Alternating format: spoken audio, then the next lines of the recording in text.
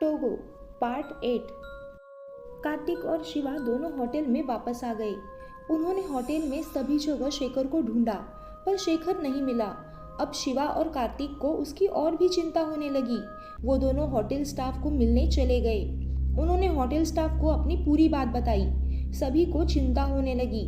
रात के 3:30 बज चुके थे। होटल स्टाफ भी शेखर को ढूंढने लगा, पर शेखर किसी को नहीं मिला। होटल के मैनेजर ने कार्तिक और शिवा से कहा, सर, वो साहब तो अभी तक नहीं मिले। मुझे लगता है कल सुबह पुलिस में ये बात बतानी पड़ेगी। शिवा और कार्तिक मैनेजर की बात से सहमत होते हुए उन्होंने अपना हाँ में सर हिलाया। कार्तिक और शिवा रात को बहुत परेशान थे। सुबह के 7 बजते ही होटल के मैनेजर ने पुलिस को कॉल किया। आधे घंटे में ही पुलिस होटल में पहुंच गई। एक मोटा सा पुलिस वाला जीप से नीचे उतरा। उसका मोटापा इतना ज्यादा था कि उसका पेट शर्ट से बाहर आ रहा था। मुंह में पान चबाते हुए वो होटल की तरफ बढ़ने लगा। उसके पीछे पीछे 2-3 पुलिस वाले भी आए। पुलिस होटल में पहुंच चुकी थी। अब पूछताछ शुरू हो चुकी थी। पूछताछ में पुलिस उल जलूल सवाल पूछने लगी। बड़ा सा पुलिस वाला अपने मुंह में पान चबाते हुए पूछने लगा, हाँ भाई, बोलो, कौन भाग गया है? उसकी बातें सुनकर कार्तिक को बड़ा गुस्सा आया। शिवा भी गुस्से से लाल हो चुका था। उसे लगा था कि वो एक जोरदार मुक्का उस पुलिस वाले के मुंह पे मार दे, पर उसने अपना गुस्सा मन में ही दबाकर उस पुलिस वाले को जवाब दिया, सर, वो हमारा दोस्त है और वो भागा नहीं है। कल से गायब हो गया है। रात को गुस्से में इस पत्थर पे जाकर वो बैठ गया था। गुस्सा उसका शांत होने पर वो होटल वापस आने वाला था, पर वो वापस आया ही नहीं, इसलिए आपको बुलाया है। प्लीज़ जल्द से जल्द उसे ढूंढिए और अपना काम जल्द से जल्द करिए। शायद वो मुसीबत में हो सकता है। उसकी बातें सुनकर बड़े पुलिस वाले को थोड़ा गुस्सा आया, इसलिए उसने उसे धमकाते हुए कहा, कौन है बे तू और पुलिस वाले को अपना काम सिखाएगा? क्या काम करता है तू? और वो भाग जो गया है वो तेरा दोस्त है क्या, या भाई लगता है? शिवा को अब और भी ज्यादा गुस्सा आ रहा था, पर वो अपने गुस्से को छुपाते हुए बोला, वैसे तो हमारा वो दोस्त है, पर भाई से कम नहीं है। प्लीज आप उसे जल्द से जल्द ढूंढो। पुलिस वाला उसे डांटते हुए बोला, क्यों बे, हमारे को हमारा काम सिखाएगा? हम अपना काम सीधा ही करते हैं। और हाँ, उसे ढूंढने की बात रही तो हम अपना काम करने ही वाले हैं। पहले पूछताछ तो कर ले। क्या पता तुम लोगों ने ही उसे कहीं छुपा के रखा हो, या फिर कहीं उसे मार कर फेंक दिया हो और यहाँ कंप्लेंट करने के लिए भोले लोगों की तरह खड़े हो। उसकी बातें सुनकर कार्तिक को रहा नहीं गया। कार्तिक बोला, मैनेजर, आपने पुलिस को बुलाकर शायद गलती कर दी। हम उसे ढूंढ ही लेते। यहीं आसपास गया होगा कहीं। पुलिस तो हेल्प करने से रही, उल्टा हम पर ही शक कर रही है। कहीं देर ना हो जाए और शेखर को कुछ हो ना जाए। चलो हम ही ढूंढते हैं। यहाँ तो पुलिस वाले पान चबाने में ही मशगूल है। उसकी इतनी बातें सुनकर पुलिस वाले को बेहद गुस्सा आया। उसने गुस्से से घूरते हुए कार्तिक को बोला, अपने काम से काम रख लड़के, वरना दोस्तों को किडनैप करने या खून करने के इल्जाम में तुझे जेल में डाल दूंगा। कुछ देर पूछताछ करने के बाद पुलिस जाने को हुई। उसमें से एक लड़का जो पुलिस वाला था, ऐसा लग रहा था जैसे कि उसने नई नई ही ज्वाइन की हो। वह शिवा के पास आकर बोला, सुनो, इन साहब के पास जाकर कोई फायदा नहीं। आप सीधे पुलिस स्टेशन आकर लोकेश चौबे सर से मिलना। वो आपका काम जरूर कर देंगे। इतना कहकर वो पुलिस वाला उनके साथ चला गया। सुबह के 10 बज चुके थे। धीरे धीरे सभी नाश्ता करने के लिए होटल के उसी ओपन स्पेस एरिया में आए। ज्योतिका और उसका ग्रुप भी नीचे आ गया। शिवा और कार्तिक को परेशान देखकर उनकी पूछताछ करने लगा। कार्तिक ने उन्हें उतरे हुए मुंह से सभी बात बताई। उनकी बातें सुनकर सभी परेशान हो गए।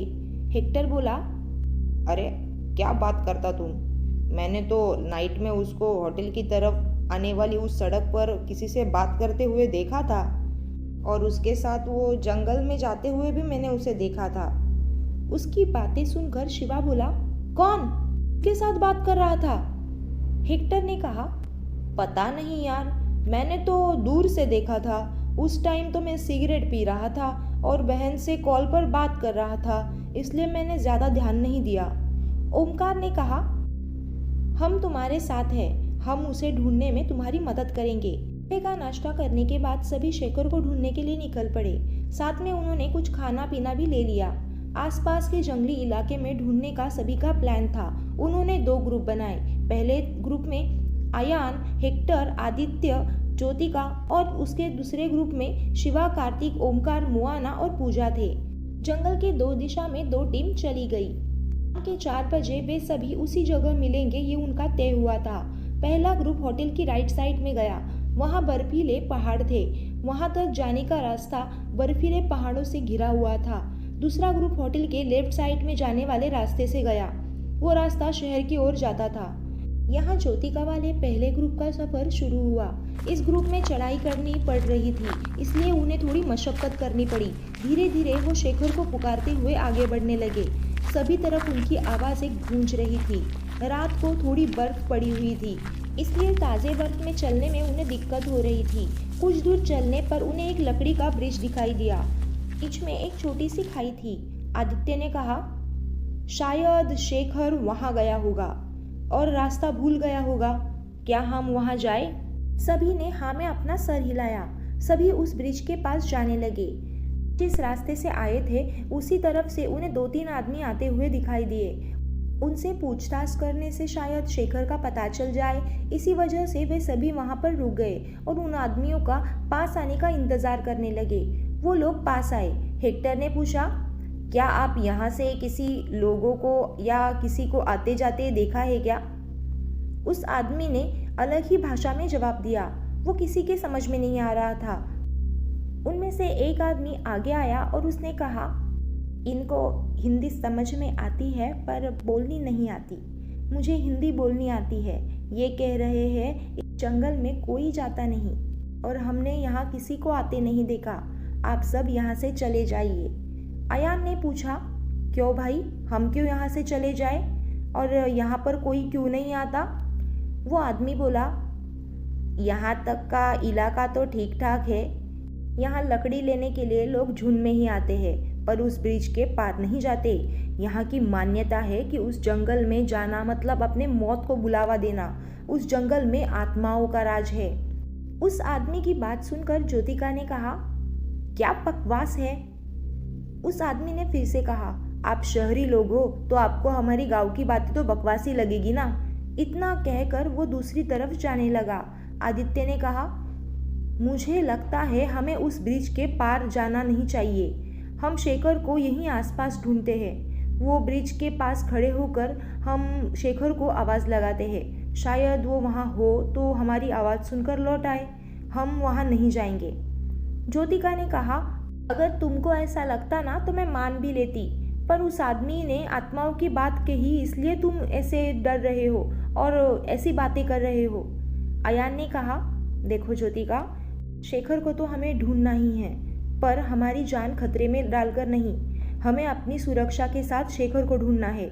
अब जिद न को ज्योतिका, हम उसे आसपास ही ढूंढ लेते हैं। वैसे भी यहाँ जंगल काफ़ी बड़ा है, शायद आसपास ही शेखर मिल जाए।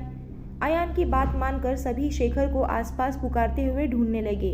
यहाँ दूसरी तरफ का ग्रुप शेखर को ढूंढते हुए शहर की तरफ जाने वाले रास्ते पर चल पड़ा।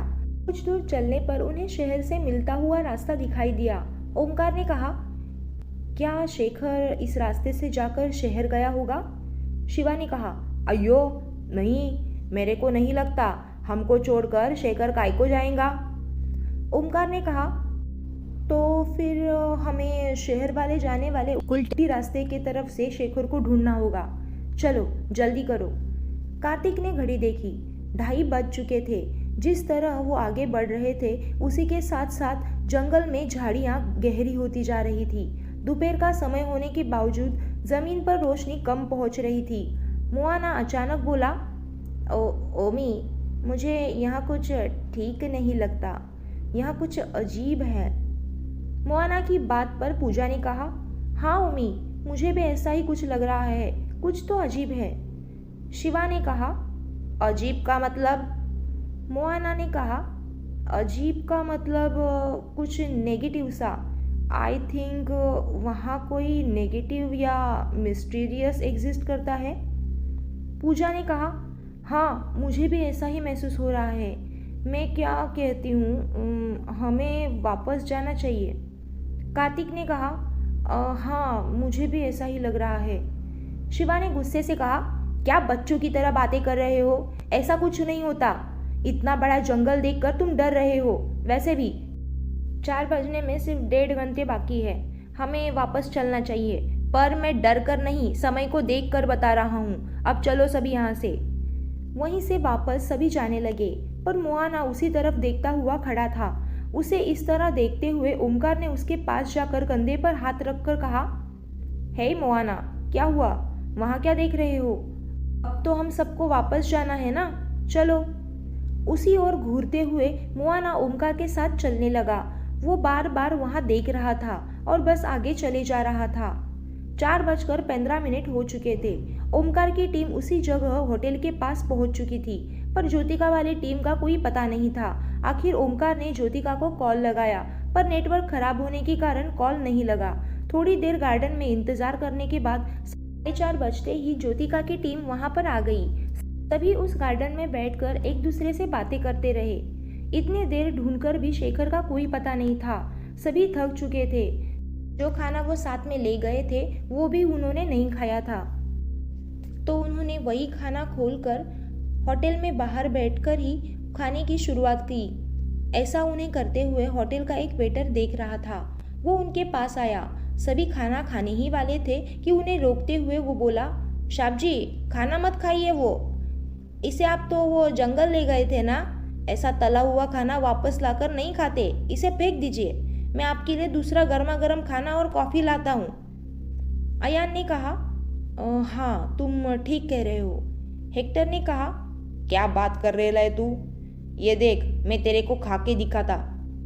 इतना कहकर हेक्टर ने बिरयानी का डब्बा खोलकर उनमें से एक चम्मच खाकर एक टुकड़ा चिकन का भी अपने मुंह में डाल दिया और फिर वेटर से बोला, देख क्या हुआ मुझे, ठीक ठाक तो हूँ मैं। उसके हाथ से बिरयानी का डब्बा छीनकर अयान ने उसे वेटर को देते हुए कहा, ये तो पागल है, आप इसे ले जाओ। मैंने आपके यहाँ 2 कुत्ते देखे थे, आप उन्हें वो खिला देना। वेटर ने कहा, नहीं नहीं, उन्हें भी ये खाना नहीं देना चाहिए, इसे तो जंगल में ही फेंकना होगा। इतना कहकर उस वेटर ने वो सभी खाना उठा लिया और जंगल की तरफ चला गया। थोड़ी देर बाद वो गर्मा गर्म चाय, कॉफ़ी, बिस्किट और समोसे लेकर आया। सभी नाश्ता खाते खाते बातें कर रहे थे। गार्डन के घास पर वो बैठे हुए थे। अब अंधेरा होने लगा था। होटल में लाइट जलाई गई। होटल को रोशनी से सजाया गया था, इसी कारण गार्डन में भी सफ़ेद बल्ब जलाए गए थे। शिवा ने कहा, तुम सब हमारी कितनी मदद कर रहे हो, हमारी तो ज़्यादा जान पहचान भी नहीं आपसे। ओमकार ने कहा, कैसी बात कर रहे हो? दोस्ती में कुछ पल भी काफ़ी होते हैं दोस्ती बनने के लिए। बस दोस्ती दिल से होनी चाहिए। हम सब ने तुम सबको अपने दिल से दोस्त माना है। ओमकार की इस बात पर सभी ने हाँ में सर हिलाया। शिवा ने कहा, शेखर को अब कहाँ ढूंढा जाए? उसे गायब हुए तो अब 24 घंटे भी होने वाले हैं। तभी शिवा की दाहिनी ओर से किसी ने कहा, मुझे ढूंढ रहे थे? पर क्यों? वो आवाज़ सुनकर सभी उस ओर देखने लगे। सामने उस व्यक्ति को देखकर सभी का मुंह आश्चर्य से खुला का खुला ही रह गया। कहानी अगले भाग में जारी रहेगी। आपके पास भी ऐसे ही किस्से, हॉरर स्टोरीज, कहानियाँ हैं, एक्सपीरियंस है, तो आप मुझे इंस्टाग्राम, फेसबुक पेज या ईमेल कर भेज सकते हो। अगर कोई राइटर्स या पोएट्स है तो वो अपनी कहानियाँ और कविताएं भी मुझे भेज सकते हैं। आपको ये कहानी अच्छी लगी हो तो लाइक ज़रूर करना। कुछ आपको सुझाव या कमेंट करने हैं तो कमेंट बॉक्स में लिख सकते हैं। और आगे के वीडियोस की नोटिफिकेशन पाने के लिए सब्सक्राइब ज़रूर करना। अपना और अपने परिवार का ख्याल रखें। धन्यवाद। जय हिंद।